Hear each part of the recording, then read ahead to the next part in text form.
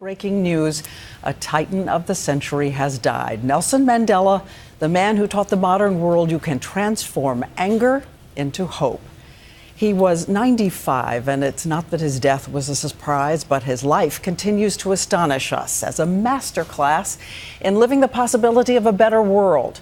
He spent 27 years in prison for his belief in freedom and equality and emerged with a message of generosity toward his oppressors.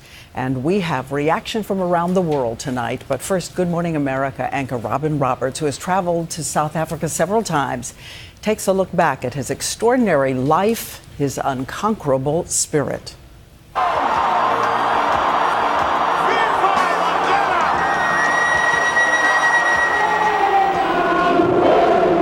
Nelson Mandela, a leader who inspired a nation to hope.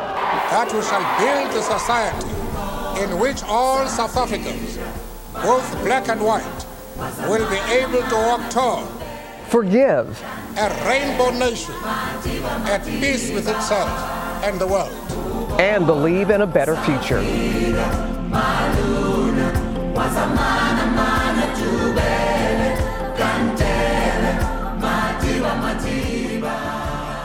His tribal name, given at birth, means troublemaker.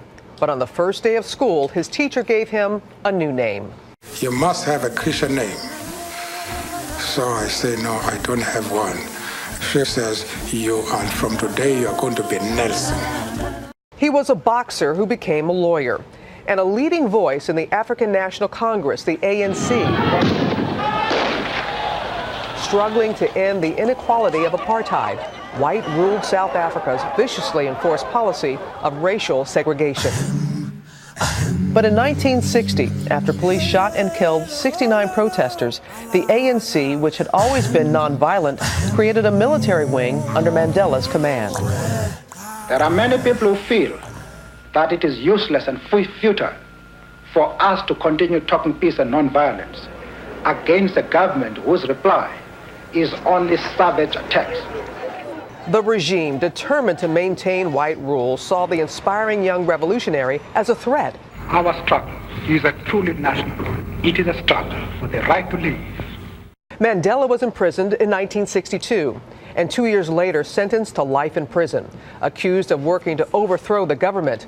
In court, on trial for his life, he said this: I have cherished the ideal of a democratic and free society. It is an ideal for which I hope to live for and to see realized.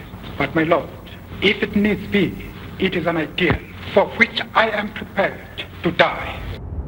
4 miles off the coast of Cape Town, South Africa, on Robben Island, Mandela spent most of 27 years cut off from the world, but not forgotten.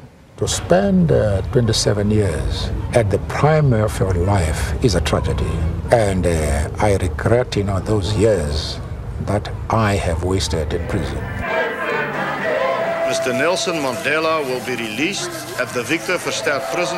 There's Mr. Mandela, Mr. Nelson Mandela, a free man taking his first steps into a new South Africa.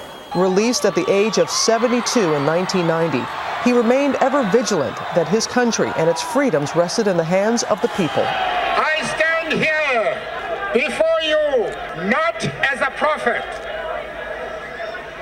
but as a humble servant. And for the people of South Africa, Mandela's release ushered in a new era of hope and the end of apartheid. Today, the majority of South Africans, black and white, recognize that apartheid has no future. In 1994, South Africans cast their ballots in the first democratic election. In Soweto this morning, applause for the first black voter in the township's history. Mandela became the country's president, the first elected by all its people. We are all South Africans. We have had a good fight, but now this is the time to heal the old wounds and to build a new South Africa. After ruling for 5 years,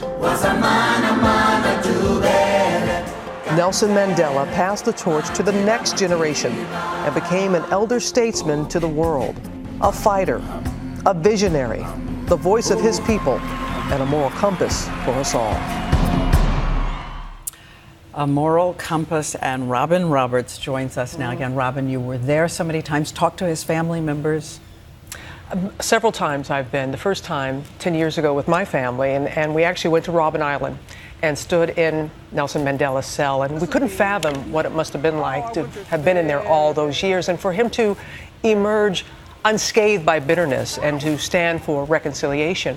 And on one of my trips, talking to his second wife, Winnie, in their home in Soweto, and talking with such passion about the early years and the struggle against apartheid, and saying that even then he had a bold vision. And when I spoke to Graça Machel, the woman he married on his 80th birthday, I asked her, what is your husband's legacy going to be? And she said, a visionary leader, and that it is the quality of leadership. The quality of it.